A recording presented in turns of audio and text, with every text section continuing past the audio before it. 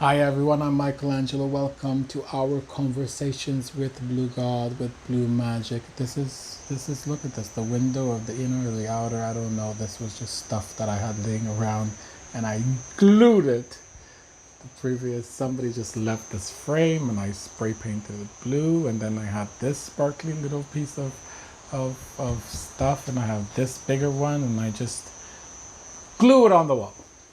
You should see, actually, there's more of them all over the wall, and there's many more to come after, inspired by this one. I think we have one, two, three, four glued for now, and I have like ready to glue like 8 more. So this is episode 200, and what episode is this? What episode is this? This is episode 295. It's the continuation of what I wrote on April 11, 2021, almost 10 months ago. I can't believe how much. I could believe. I'd stop saying I can't believe. I could believe, but I'm in awe. I'm so in awe. I'm so in gratitude how much has emerged, how much has transformed in the last 10 months. So, this is why you have wanted to bring more and more people into your world, because you know that it is possible. You know that happiness on earth is possible. I do. Because you live it. It is your reality. But there has always been something missing for you, and without this, you would not have been as motivated as you have always been to help others suffer less. What has been missing is that you have not been able to share your bliss with others in a sustained way. Ultimately, because you cannot understand others and why others are suffering senselessly. Ultimately, because to really understand their state, you would have to disconnect from me. And this you have never really been interested in, and nor should you.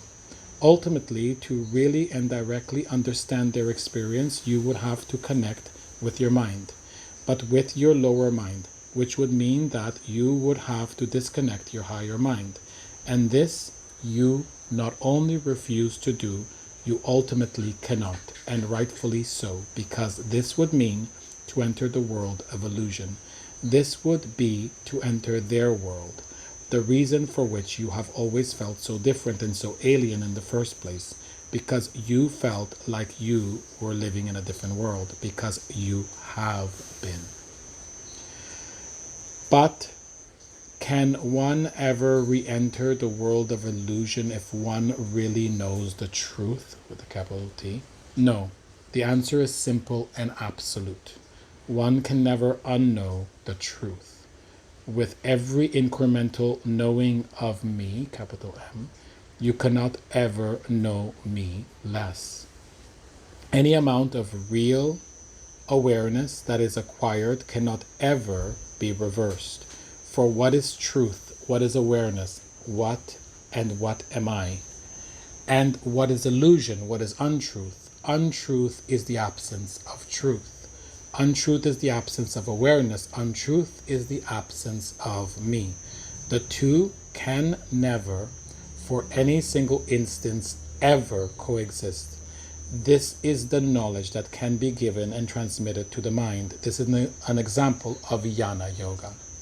Using the mind in order to give it knowledge of that which is beyond the mind, so that it can have more possibilities to let go and go beyond mind. Using the mind in order to go beyond the mind. And so, of course, you would be a master of Jnana Yoga, because you know and experience the truth. And so, of course, you did not feel safe with others. When you were with others, you were immersed in the world of lower mind and the world of illusion. You protected yourself by mostly staying in the world of the mind. At least you thought you could explain truth to them, or even more safe, you could explain untruth.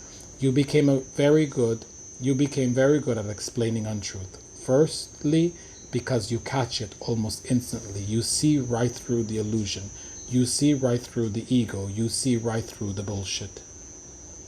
And so if nothing else, you can point it out. And this you have mastered.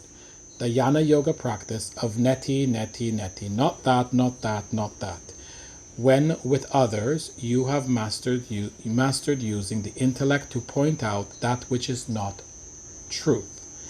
And this can be a very effective practice, but not for the majority because most do not have a very developed intellect in the first place. In order for Jnana Yoga to work, two important factors must be present. Firstly, the person must be naturally extremely curious.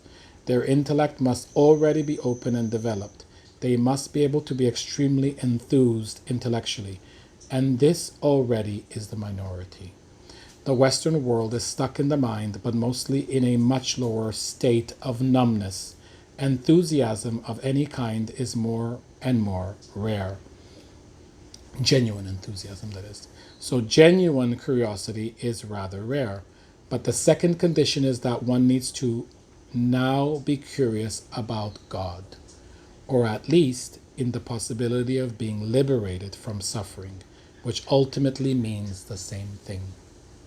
What a freaky, amazing, simple, and effective, and grounded, and thus blue embodied definition of God.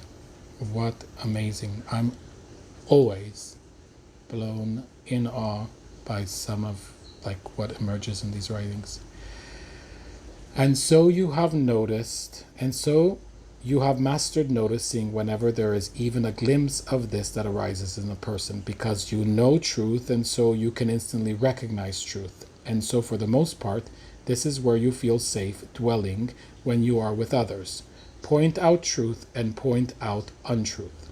But whereas this can be a very effective strategy, it is limiting in that it requires many conditions, and these conditions are rather rare to come by.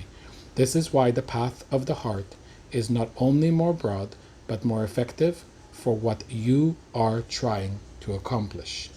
Shared experiences of me with others while not closing yourself off in the meanwhile. This is how you will benefit most quickly, by not closing yourself off in the meanwhile. To no longer be afraid that others will hurt you by not understanding you and not being able to connect with you. Just because you want to protect yourself does not mean that this is what is best for you. You are depriving yourself of connecting with me and depriving others to witness your connection with me. You are being a disservice to yourself and to others. Challenge yourself to not only stay connected with me, but to demonstrate your connection with me when you are with others. The path of the open heart is the best way to practice this. Just this last sentence is actually really among so much crucialness here, so much revelation. Challenge yourself to not only stay connected with me, so to stay connected with divinity, but to demonstrate your connection with me when you are with others. To not hide, to not hide your connection with divinity, to not hide your connection with God, to not hide your connection with infinity, with love, to be spontaneous and free and natural. That's the challenge to me. That is what I'm not good at. That is where I feel that others won't get it, that they're gonna think I'm too much, feel that it's just too whatever. And right here and right now, I say, fuck that. Fuck that, fuck that, fuck that. And to me, being more spontaneous and more natural and more what others might think that might be fake or crazy or exaggerated, fuck that, because ultimately everybody knows. So everyone's just tricking me in a way through darkness to help me to hold back, and fuck that. So that is how we're going to end this video 295, so that we can go right into video 296, because tomorrow is 1 year anniversary that I entered Portal Talamanca, Portal Puerto Viejo. And so what's about to be revealed in the next couple of videos is freaky amazing.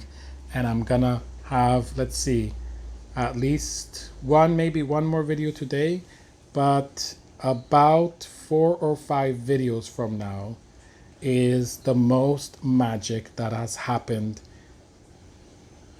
to me from me, with me, in these writings since the beginning. Something incredibly, incredibly magical happens. So that's it for now, and I'll give you a glimpse of the magic that's about to happen in the next couple of videos before it actually happens. And then when it happens, you're gonna know that it's just that it happened. I am you, you are me, I love you.